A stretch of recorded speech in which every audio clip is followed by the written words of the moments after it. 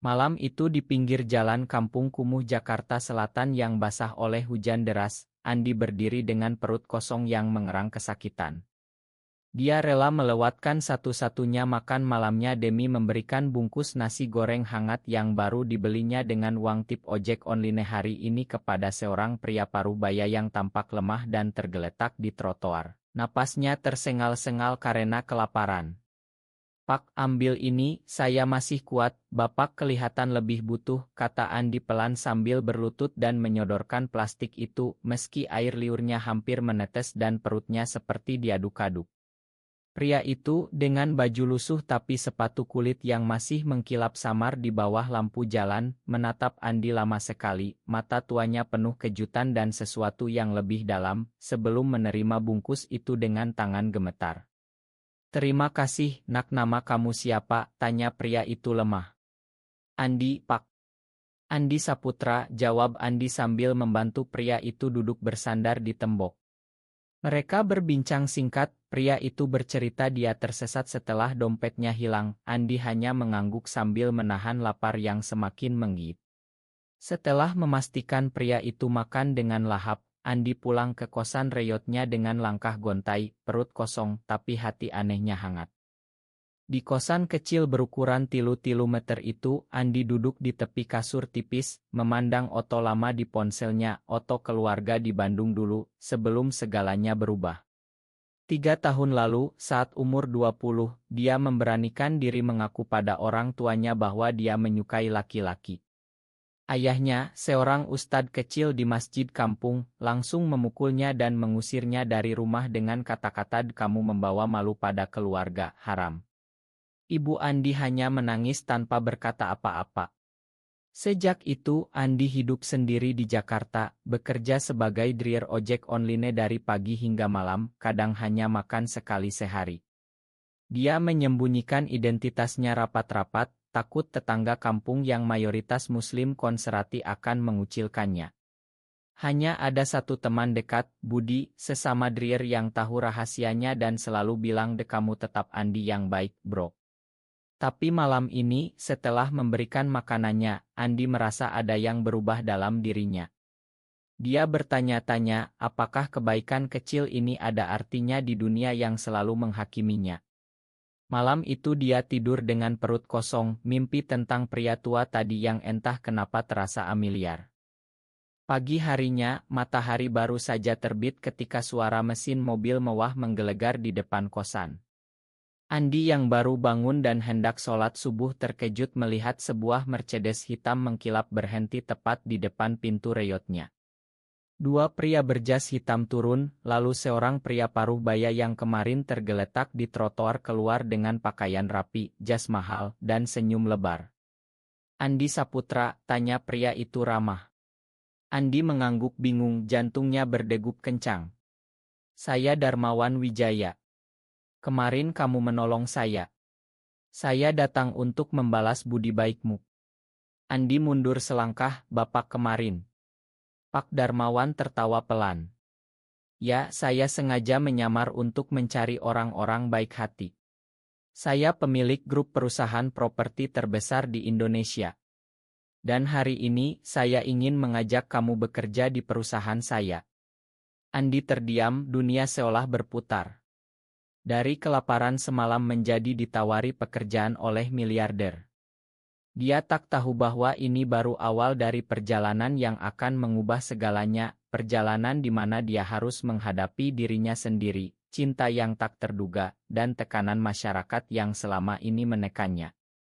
Andi masih berdiri di ambang pintu kosannya yang reyot, tangannya memegang handuk yang basah karena baru mandi buru-buru. Pak Darmawan tersenyum tenang, mengulurkan kartu nama berlapis emas. "Tidak ada jebakan, Nak. Saya butuh asisten pribadi yang jujur dan punya hati seperti kamu. Gaji awal 15 juta sebulan, plus tempat tinggal di apartemen perusahaan." Andi menelan ludah, pikirannya berputar. Dia yang biasa dapat 3-4 juta sebulan dari ojek, sekarang ditawari 5 kali lipat.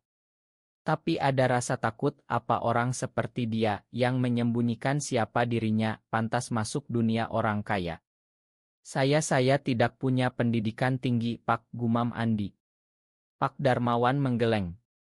Pendidikan formal bukan segalanya. Yang saya lihat kemarin adalah kebaikan tulus. Naiklah mobilnya, kita bicara di kantor.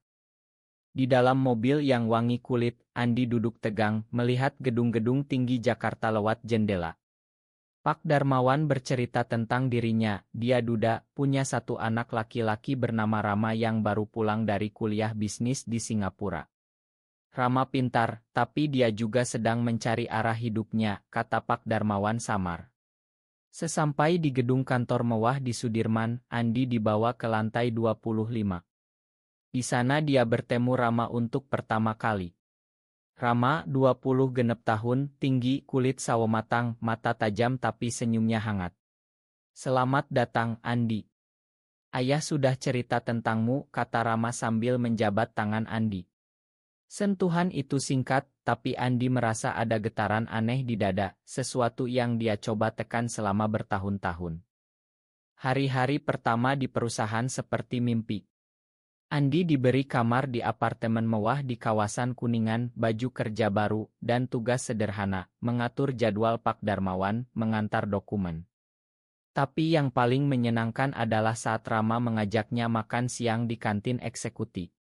Kamu dari Bandung ya? Aku juga suka Bandung, banyak kenangan, kata Rama suatu hari.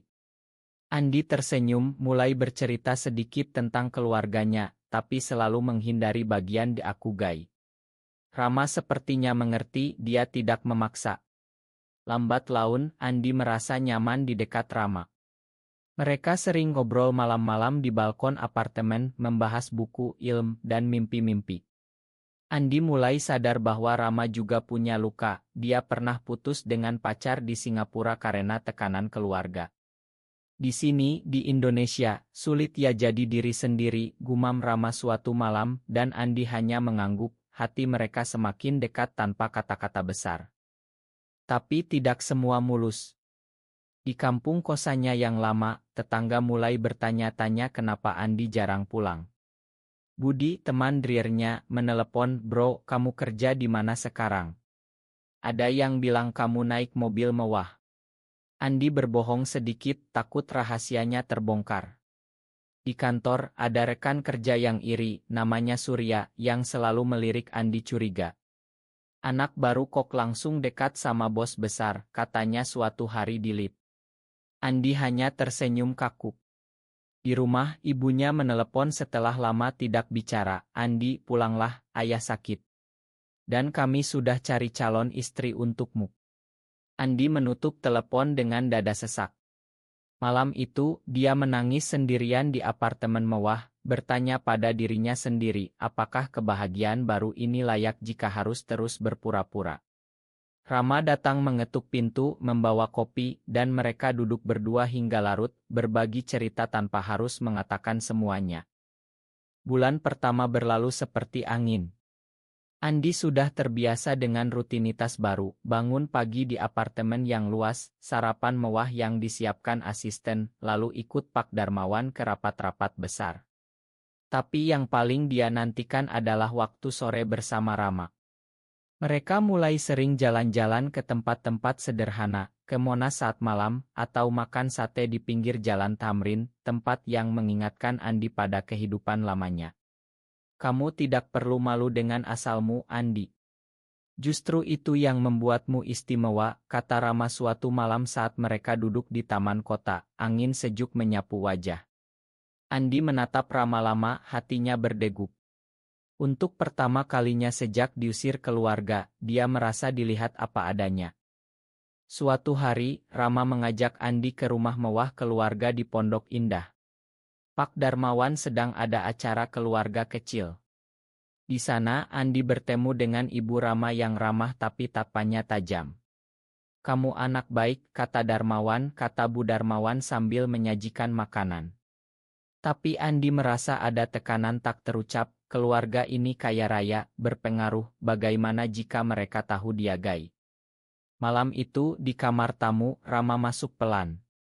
"Andi, aku ingin cerita sesuatu." Rama duduk di tepi tempat tidur, suaranya pelan. Aku juga seperti kamu. Aku suka laki-laki.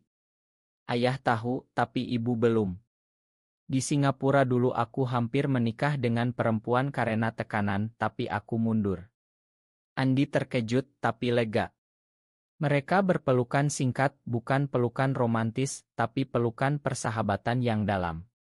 Saat itu, benih perasaan mulai tumbuh di hati Andi, perasaan yang dia takutkan tapi juga dambakan. Di kantor, pekerjaan Andi semakin dipercaya.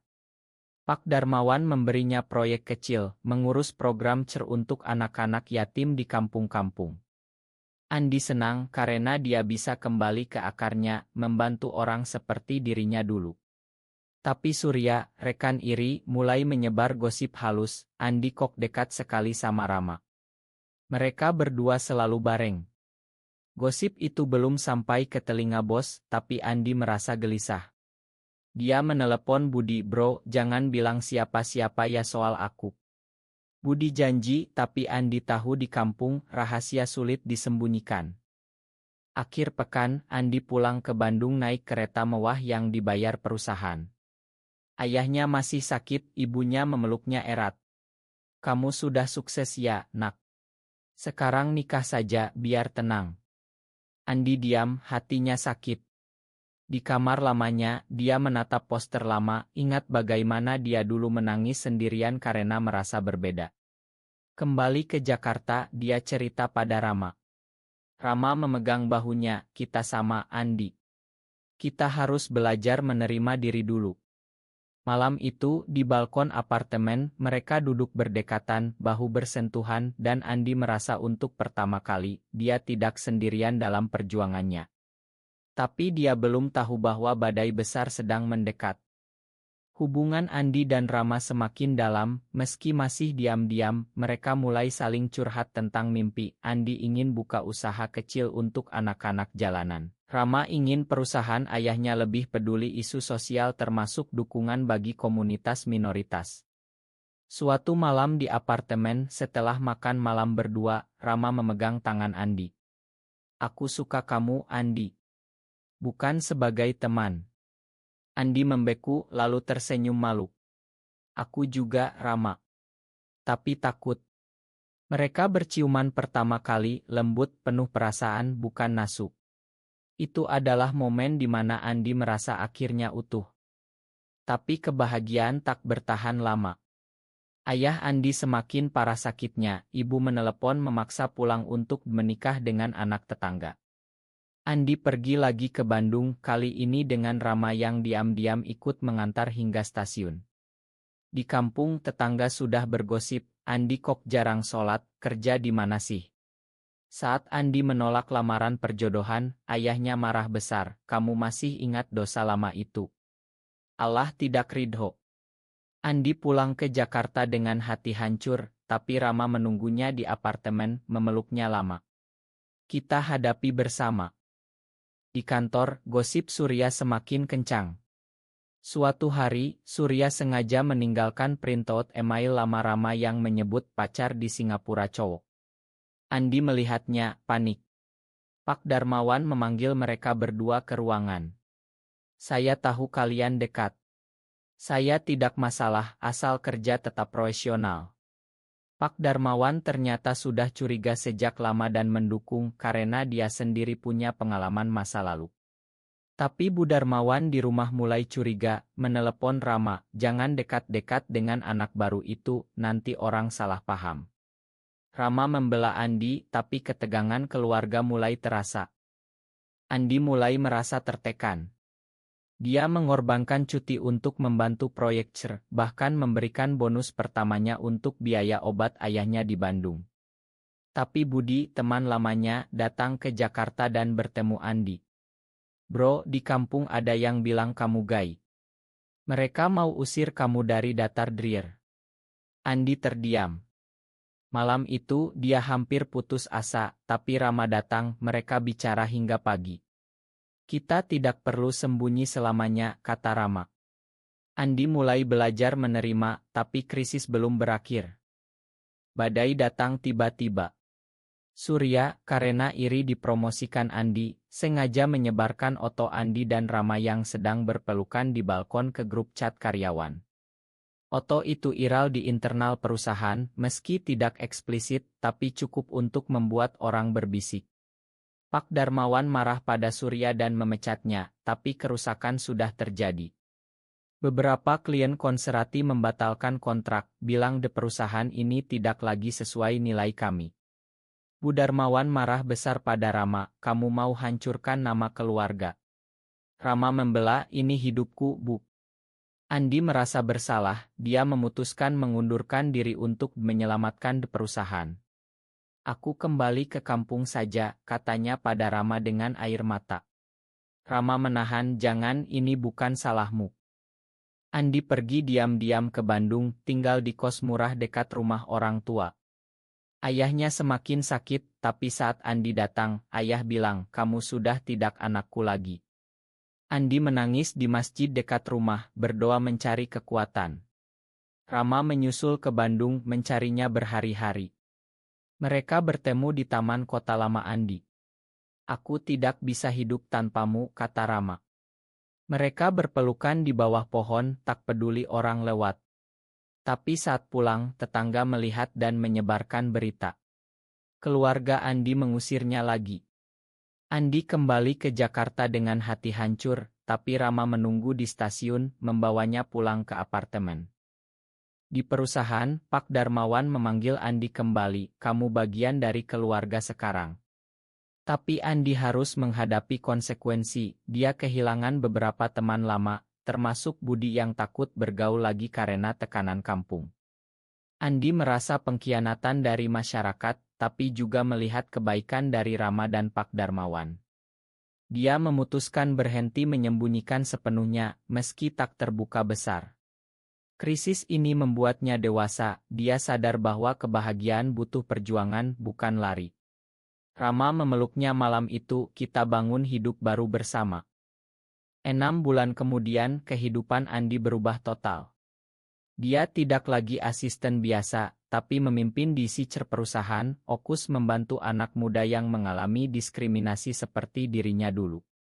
Pak Darmawan mendukung penuh, bahkan mulai bicara terbuka di keluarga tentang penerimaan.